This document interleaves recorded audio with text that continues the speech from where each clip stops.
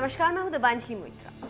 लोगों को साल 2020 में कोरोना ने जितना परेशान किया, उससे भी ज्यादा लोग साल 2021 में इस महामारी से परेशान दिखे। देश में कोरोना की दूसरी लहर कहर बनकर सबको अपने लपेटे में ले रही। न इससे बड़े बूढ़े बच पा रहे हैं और न ही नौजवान, और अब तो ये बच्चों की मुस्कान पर भी ग्रहण लगाना शुरू कर रहा है। दरअसल रुद्रप्रयाग से 274 बच्चे कोरोना से संक्रमित पाए गए, जिनमें 1 से लेकर 14 साल की उम्र के बच्चे संक्रमित पाए गए। हालांकि इनमें से अब तक 172 बच्चे ठीक हो चुके हैं, तो वहीं 71 बच्चे होम आइसोलेशन में।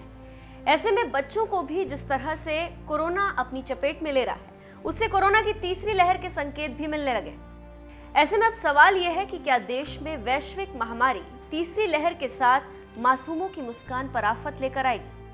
क्या कहते हैं इस पर ज्योतिषाचार्य राकेश चतुर्वेदी जी। ग्रहों की चाल क्या देश को मुश्किल में डालेगी या समय के साथ बेहतर होते जाएंगे हालात? देखिए आप भी। नमस्कार, मैं हूं आपके साथ नम्रता। धर्म ज्ञान के सभी दर्शकों का बहुत बहुत स्वागत है। कोरोना का कहर लगातार देखा जा रहा है। एक एक दिन में 4-4 लाख से ऊपर के आंकड़े आ रहे हैं और इन सब के बीच अस्पतालों की बदहाली से भी हम सब जूझ रहे हैं। लेकिन इन सब के बीच अब जो और डरावनी खबर है वो ये कि अभी इसकी तीसरी लहर आएगी और कई एक्सपर्ट्स ये दावा कर रहे हैं कि निश्चित तौर पर आएगी। कुछ एक्सपर्ट्स ये भी कह रहे हैं कि ये 15 गुना ज्यादा प्रभावी होगी और साथ ही साथ इसका असर बच्चों पर होगा। तो आज इस वीडियो में हम इसी पर चर्चा करेंगे कि किन राशि के जातकों पर सबसे ज्यादा असर होगा। कोरोना की तीसरी लहर आएगी भी, और अगर आएगी भी तो किस तरीके से आप पर असर डालेगी, आपके जीवन को, आपके आसपास के लोगों में ये बदलाव करेगी। और इसी पर चर्चा करने के लिए हमारे साथ मौजूद हैं जाने माने एस्ट्रोलॉजर राकेश चतुर्वेदी जी। सर, बहुत स्वागत है आपका। जी नमस्कार, धन्यवाद दर्शकों। राकेश जी, फिर से सुनने में आ रहा है कि तीसरी लहर भी सितंबर अक्टूबर के महीने में दस्तक देगी। ग्रह क्या कुछ इशारा कर रहे हैं? देखिए नम्रता जी, पहले भी वीडियो में हमने साफ साफ कहा था कि अभी हमें छुटकारा नहीं मिल रहा है और शायद इससे स्थिति बद से बदतर होने वाली है, और शायद हुई भी है आने वाले दिनों में, जब से हमने पिछला वीडियो किया था। और अभी जो आगे आने वाला समय है वो और भी ज़्यादा इससे डरावना कुछ हद तक होने वाला है, क्योंकि जो विशेषज्ञ कह रहे हैं, अभी कुंडली के बारे में मैं बाद में बताऊंगा, जो विशेषज्ञ आपने जैसा कि बताया कि विशेषज्ञों का कहना है कि इससे बदतर स्थिति आने वाली है और बच्चों पर प्रभाव देने वाला है। आप सोचिए कि जब हम समझदार होकर हम उससे नहीं बच पा रहे हैं, और घर में रहकर भी कई बार कई केसेस को हमने देखा है कि वो घर में बंद थे 2 महीने से, फिर भी प्रभाव उनके ऊपर आया है और यहाँ तक कि उनके जान तक गई है लोगों की। तो इस तरीके से प्रभाव अगर बच्चों के मध्य आएगा तो कहीं ना कहीं हम सबके लिए यह बहुत ज़्यादा डरावना होगा, और हम सबके लिए सबसे डरावना पल ये होगा जिस दिन इसकी शुरुआत होगी। अब इसके लिए हम बात करते हैं कुंडली किस तरीके से कहती है।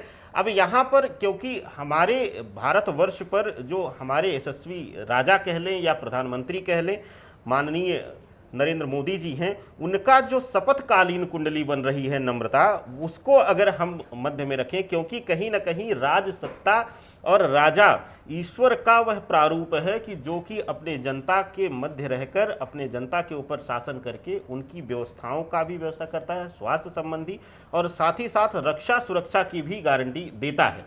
तो इस तरीके से अगर उनकी हम जो भी उस समय उन्होंने लिया शपथकालीन कुंडली का हम अध्ययन करते हैं, तो मंगल और शनि के मध्य समसप्तक योग बन रहा है इस वर्ष। और सबसे बड़ी चीज़ कि इस वर्ष जो राहु का प्रभाव रहा है नम्रता जी, वो कहीं ना कहीं उन्माद से भरा हुआ था और लोगों के बीच पैसे के लिए संघर्ष करते हुए बेरोजगारी, यहाँ तक कि वर्ष के अंत तक आते आते किसी न किसी राज्य में विकट तरीके से, बुरी तरीके से उन्माद फैलेगा, लूट घसूट भी हो सकती है, क्योंकि लोग एक एक पैसे के लिए आने वाले समय में हो सकता है तरसें। जो स्थिति वर्तमान में बन रही है नम्रता जी, कि कहीं ना कहीं हम देखते आ रहे हैं कि 4 दिन का लॉकडाउन लगा, फिर 10 दिन का हुआ, अब फिर बढ़ता जा रहा है। इस तरीके से सरकारें, राज्य सरकारें धीरे धीरे करके अपने अनुसार अब निर्णय लेती जा रही हैं।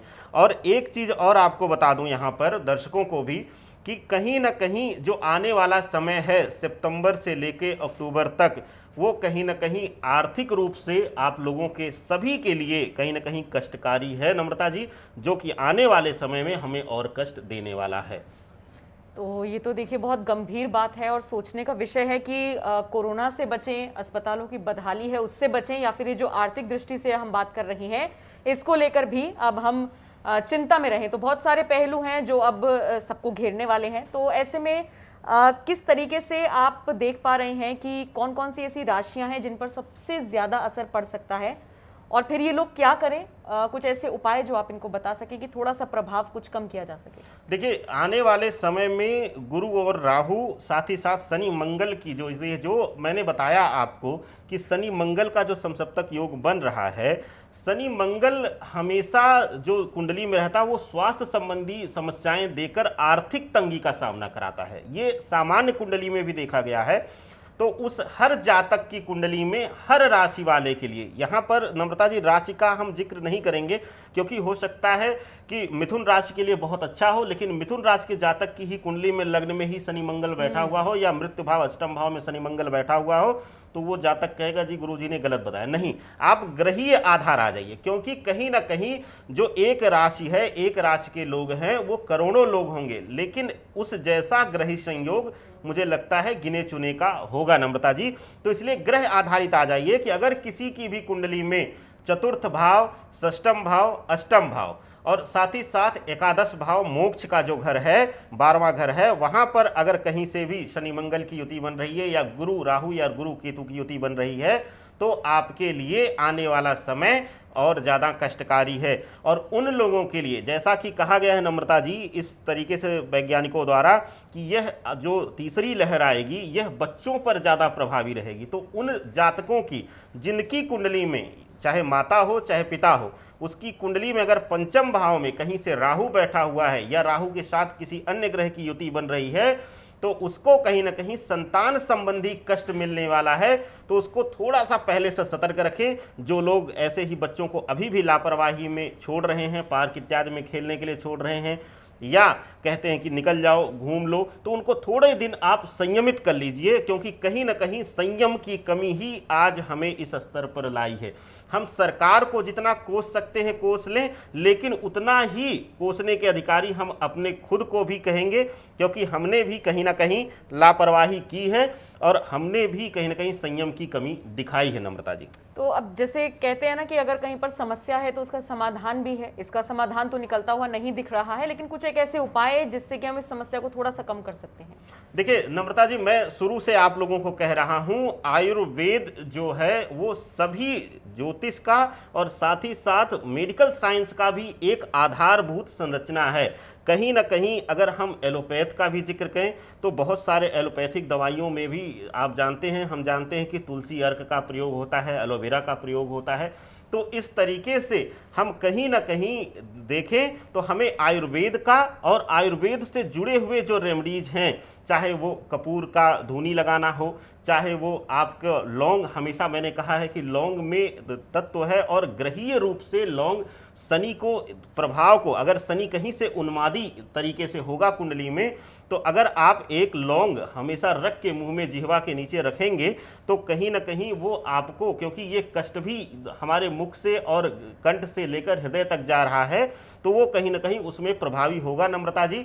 हर जातक या तो लौंग या इलायची का कहीं ना कहीं दिन में एक बार करे, और साथ ही साथ कुछ जो भी चाहे गिलोय है और तुलसी है, इन सब का काढ़ा बना के, काली मिर्च का प्रभाव है, काली मिर्च में भी राहु शांत होता है काली मिर्च से, तो काली मिर्च का भी प्रयोग आप कर सकते हैं। इन सब तरीकों को अपनाकर और साथ ही साथ आप संयम बरतिए, क्योंकि कहीं ना कहीं केतु की जो स्थिति है, गुरु और केतु की, वो अति अहंकारी करके आपको ज्ञानी बनाकर अपने आप में कहीं ना कहीं गलती करने पे मजबूर करती है कि नहीं जी हम तो मास्क नहीं लगाएंगे, हम कपड़ा बांध के चले जाएंगे। हम और तो अक्सर हम देख रहे हैं नम्रता जी कि औरतें दुपट्टा ही बांध के निकल जा रही हैं।